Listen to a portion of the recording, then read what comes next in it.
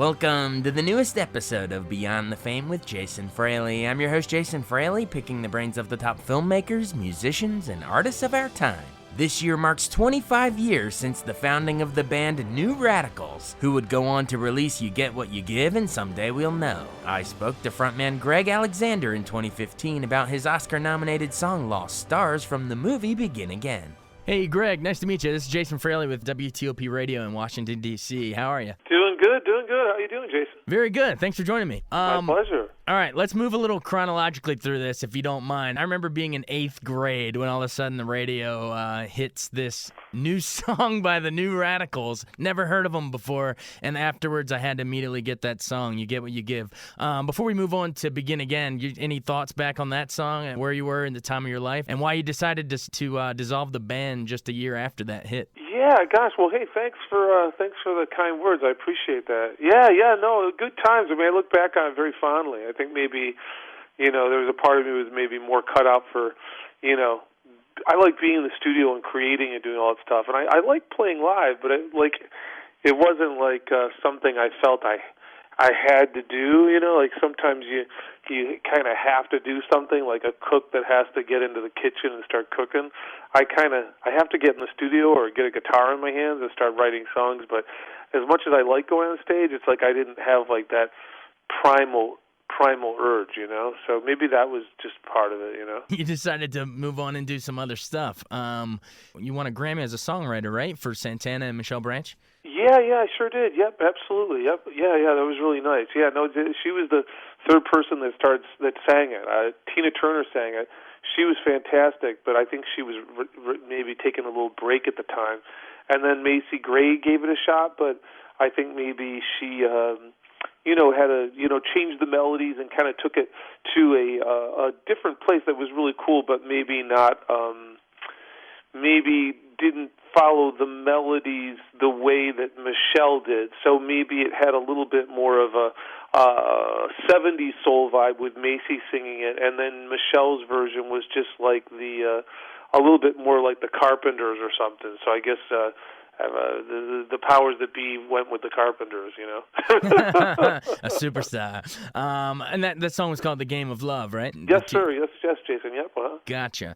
All right, so we're moving through time here, and now today with Begin Again. How did you get involved with director John Carney? Did you see the movie once, his previous movie, or how did that come about? Well, yeah, I'd been aware of his previous work and stuff, but it was really a phone call I received that I thought was maybe a prank phone call at first. I got a phone call California time. It was like in the morning, if I remember correctly, with this Irish accent going, "Hello, is this Greg Alexander?" And I thought it was I thought maybe I worked with an Irish artist, this guy named Ronan Keating, and we had a couple hits in Europe with, and I thought maybe it was him or one of his cousins playing a prank phone call on me. I was like, "Ronan, come on, cut the crap." And then finally he goes, "Oh no," he goes, "Oh, I got your phone number from a guy named Simon and a guy named Bono." And then I thought it was definitely a prank call. but then I know him kind of peripherally. I know the Irish Godfather, lovely guy, and kind of have known him a bit through the years. It turned out him and his friend Simon had given my phone number to John, and once I realized that it was not a prank phone call, although I'm prone to sometimes talking on prank phone calls for a half hour just to go with it, pretend it's like a little bit of a surreal stream of consciousness thing. But anyway, in all seriousness, we started talking about film and music, and we ended up being on the phone for about an hour and a half, just kind of talking about this script that he'd written, which at the time was called Can a Song Save Your Life? So he sent out the script, and I loved it, and I was like, "Oh gosh, let's jump in." So it started a journey of just like writing songs and sending over songs, and him tweaking on things and changing things around. It was a real kind of like a real back and forth, almost like I was on the moon and he was on Earth, and we were like sending like these smoke signals and songs, and then we finally met up and met in person, and that was when it really seemed to cement, was when it became a little bit more face to face and real, because before that it was just kind of like telephone calls and working on songs, and you never really know until you meet somebody, like if it's if they're serious about it. And I knew John's work from once, but he was very focused on making a great film, so that was an inspiring reason to jump on board when we finally met as well. Do you remember where that meeting was and the specifics of how that went down? Yeah, oddly enough, no one's ever asked me that. Yeah, oddly enough, Well, good. there's a studio called Air Studios in London. It's in North London, kind of near Camden, and we actually met and went into the studio and just kind of like played a bunch of music, and we just walked around London for a couple hours, just kind of like talking and stopping and having a couple cups of coffee. And by the time after a couple of cups of coffee, this mad Irishman and this mad guy from Detroit, that being me, kind of had concocted this crazy idea of like just different different visions for how the whole thing could come together. The script, the music, the casting, everything. It was fun. It was very collaborative and very exciting, and a good good experience, I think, coming from the music world to jump into the music world into a film project with a director that has such a strong point of view and has a strong passion for music was an exciting thing, as it were. And I'm sure your conversation got faster and more rapid the more cups of coffee you had. Yeah, you should have seen by the time we upgraded to the heavy stuff, Jittery Stars was the alternate title. Yeah, that was the original title. Yeah, exactly. You got the shakes. What's it right? So I assume this was your first time working on a movie. Is that right? Yeah, I mean, I've had songs licensed in films, which I don't know if your listeners are familiar. Just like we're like, someone will call and say, Joe Schmo is making a big star movie, and will you put our song in it? And we got $5 to pay, and you're like, well, how about 500? And they're like, oh, okay. No, I mean, like it's just this process, because you're kind of like a bit in the in that lane and know kind of how the process goes. Is there a certain song of yours that people request the most for the licensing? Yeah. Well, certainly. I mean, God knows, out of the New Radical stuff, Jason, people tend to really, of course, like. You get what you give, and speaking of the film thing, because I know that's what you asked about a second ago, how I've been involved with films before was just, fortunately, there has been a nice, friendly contingency of like creative people, like music supervisors or directors that maybe look back fondly on that song. So I've had songs like from the New Radicals or different stuff in a lot of films, but this was the first time I'd actually written something specifically to order for a film, and that's what made it different, and kind of really what made it more creatively compelling and more interesting as an artist. Now you wrote the. Tell me if it's correct. I believe I see you wrote both the musical score, the instrumental thing, and also, a bunch of songs from the movie, because I've seen the movie. Talk about what it's like writing the musical score first, and then we'll go into some of the songs. What's it like composing that as opposed to writing music for just a music album? Well, I don't know. That's interesting, because I'm not really the most classically trained or well-versed in terms of all the vernacular or the different the roles or hats that maybe people have. Like, I didn't really even understand until I got on the set exactly what's the range of what a music supervisor does or that sort of stuff, because it's kind of outside of my realm of expertise. So what I did and how it transpired with this project was just writing a whole bunch of songs. And then the score came together in so much as my songs are used, as that they're used throughout the film as needed. So we have parts, and we have what they might call stems, like, because all these the engineers like to put things into like Pro Tools and all these technical things. I like kind of old tape, like stuff from like the 1960s and the 70s, like the old 24-track machines. But everything's digital now, so a lot of how that came together, Jason, was just cutting longer versions of the songs. We'd have shorter versions. We'd have certain things where there'd be the instruments would play and ad-lib things, and then there'd be versions that were a little bit more sped up. And then what ended up happening by hook or by crook is, over the course of this particular film, the songs and the different arrangements of them were just used throughout in so much as that which you might call a score. What it wasn't is kind of like the way that maybe like somebody like Hans Zimmer might get hired to score a film, and he'll come in and watch a film after the fact and add all these things. This was, I think, maybe a unique process in the sense that most all of the music was recorded and written and committed to tape before before even one shot of the film was done. Gotcha. It wasn't like scenes were up on screen and you were writing the songs to those. It was pretty much the opposite way. You would come up with a bunch of songs, and then did he doctor the script based on that, or what's the order? Well, yeah, no, I mean, it's interestingly enough, I have a hard time writing songs for anyone else to sing. So, like, my process is just always trying to write the best song possible. But this one, no matter how it happens. But this happened a little bit differently because I did read the script first. But yeah, in fact, no, I did not do anything where I was watching something on the screen and then trying to create new music for it. Although that would be kind of I'm sure that would be a challenge. I mean, there's a lot of guys that do that, like Mark Mothersbaugh and I guess Trent Reznor does that now too, doesn't he? Sure. How does the script, like if I'm sitting down reading the script, how does that appear?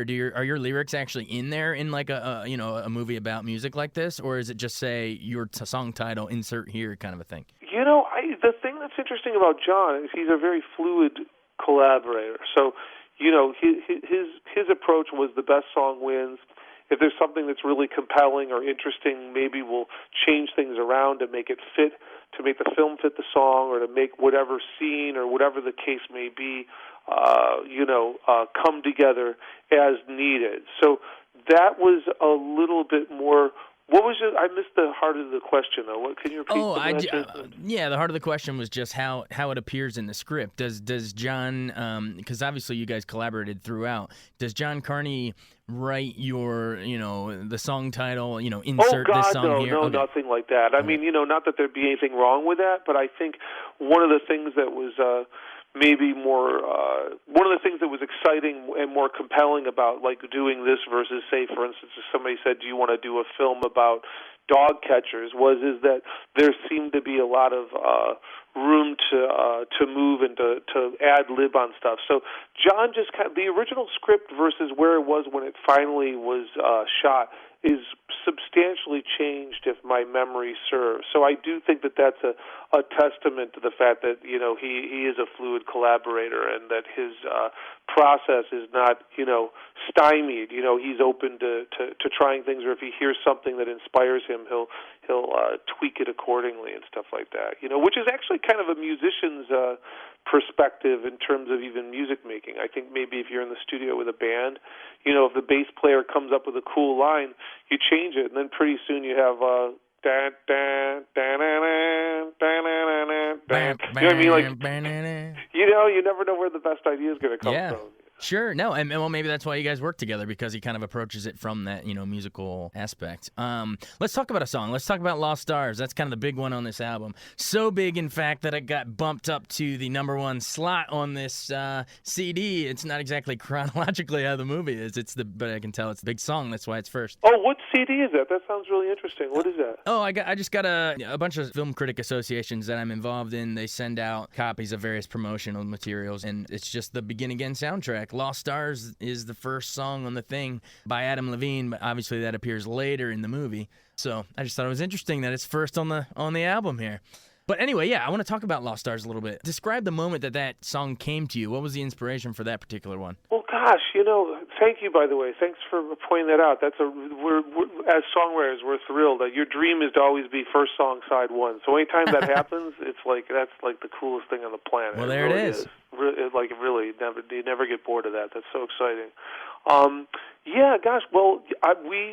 We were in London, me and the folks that worked on the song, and it started snowing, and it was like really nasty weather, and Danielle had flown out, and she brought out her husband, and everybody was a little bit antsy, oh my God, we thought it was going to be, an early spring out here, and instead it's freezing, and so we just on a whim just decided to go down to the south of Spain and just really was just kind of ruminating on life and kind of feeling in this new strange place. I mean, I've been to Spain before, but I'd never been to the Costa del Sol, and it was just kind of being out of your comfort zone.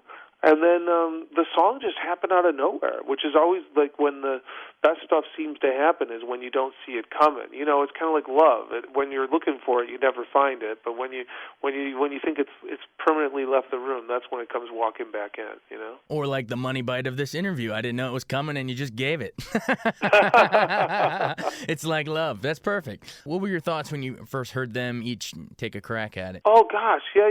What's funny is Adam is such a fantastic singer.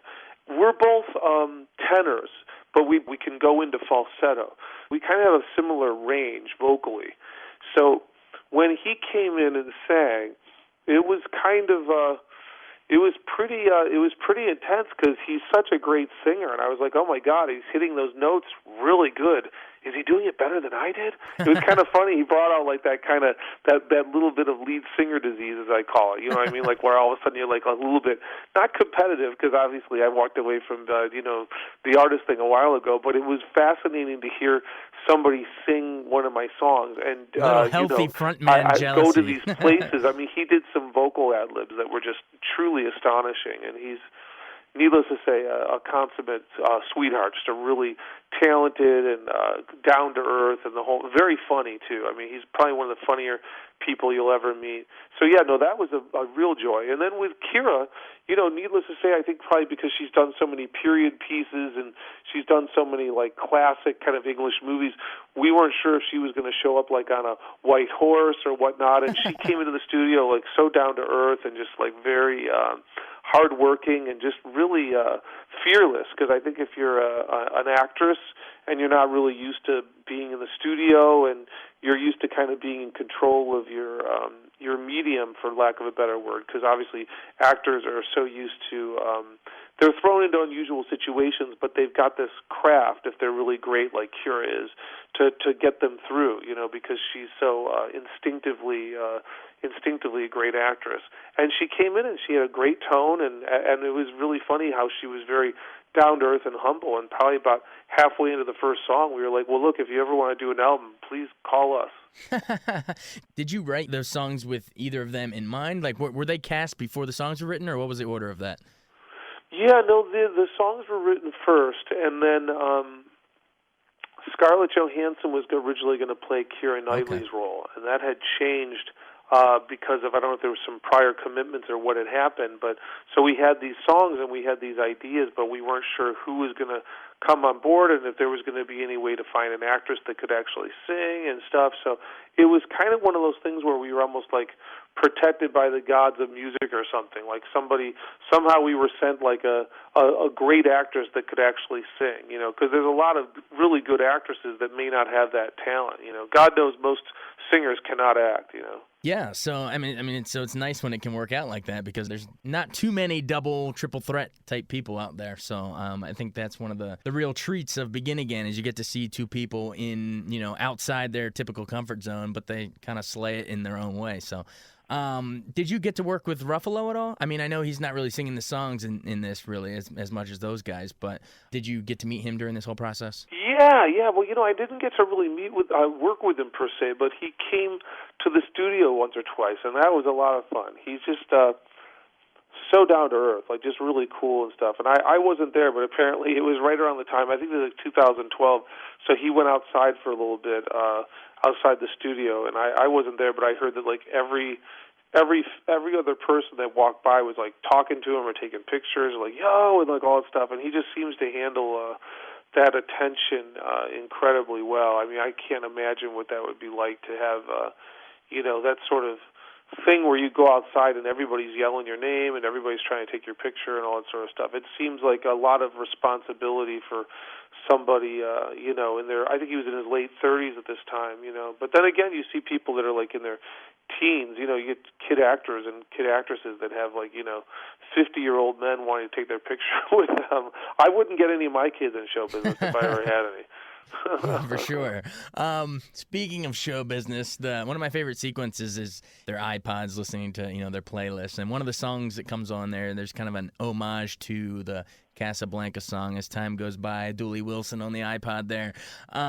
What's it feel like to kind of, now that you're part of this long tradition of great movie songs, you have Over the Rainbow and Moon River, As Time Goes By, all those great ones. Do you have a favorite of those? I mean, are you a movie buff in terms of movie songs? Do you think about any of these?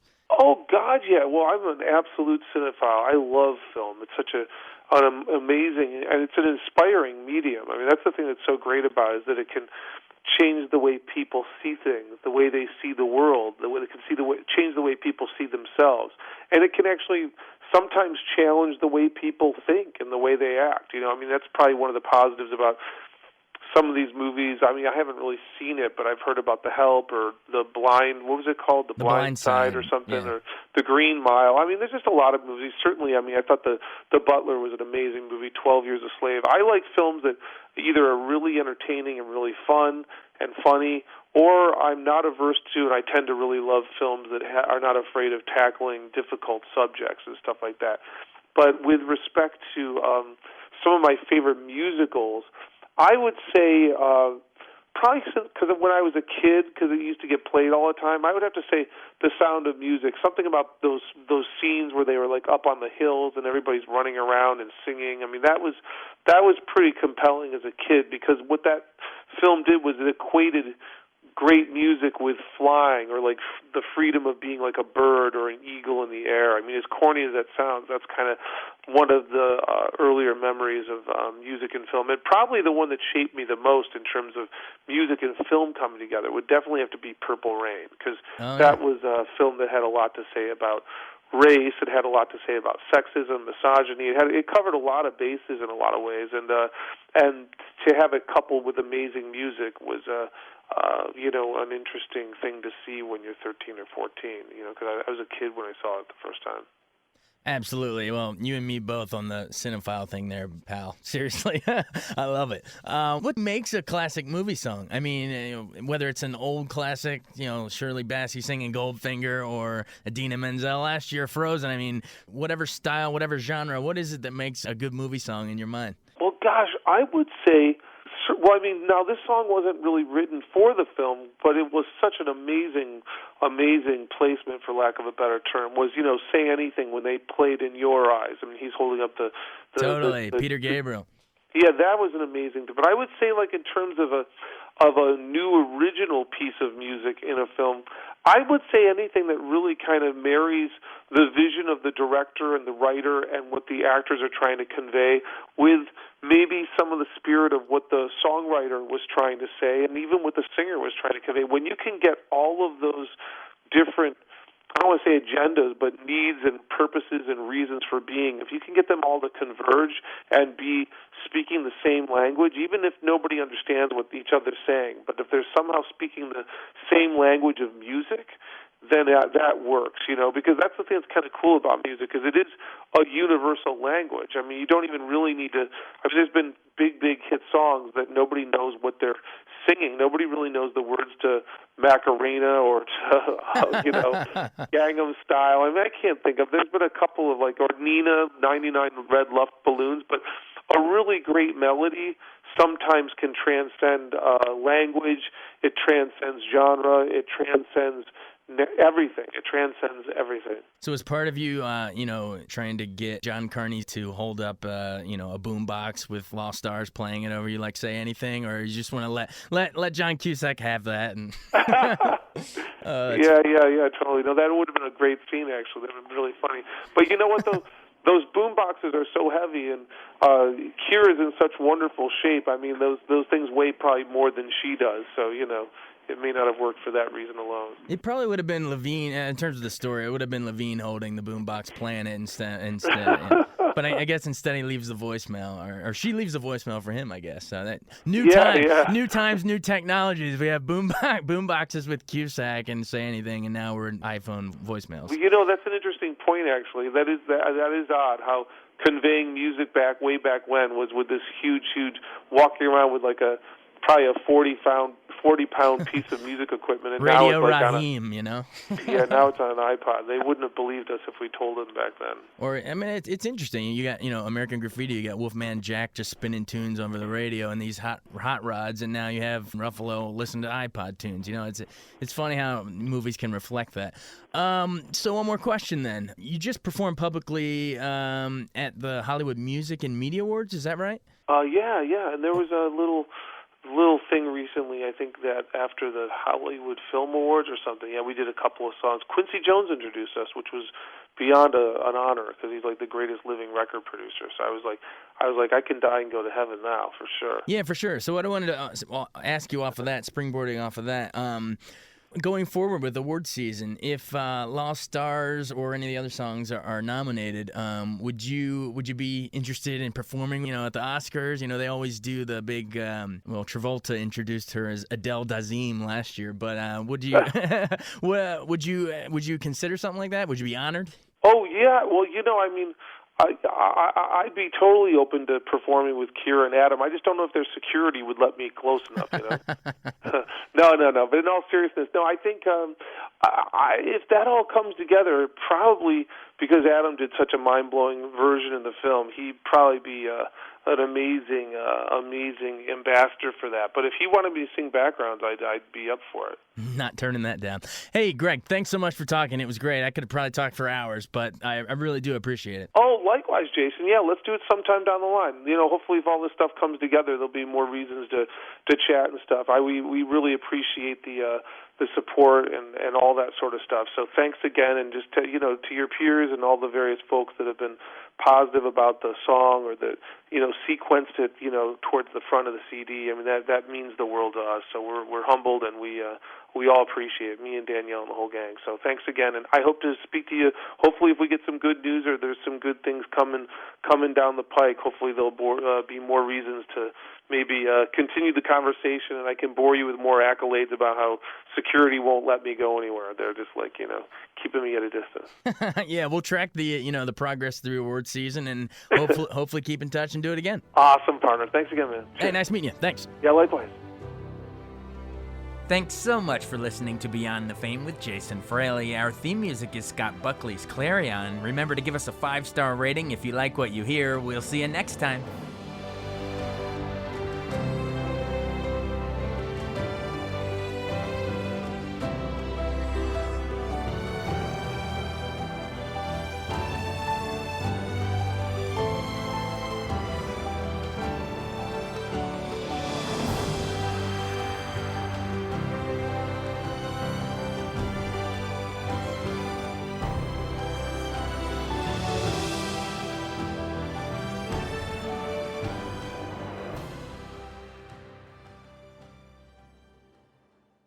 I wanted to take a second to tell you about an app I really enjoy. Living in the DC area is great, and Podcast DC gathers all of the local shows that I like all in one local app. Health, sports, local news, politics, and so much more. Podcast DC is the new local app with hundreds of DC area podcasts to choose from. I can earn exciting rewards just for listening and share the podcasts I love instantly. Available in the App Store or in Google Play, listen local with Podcast DC.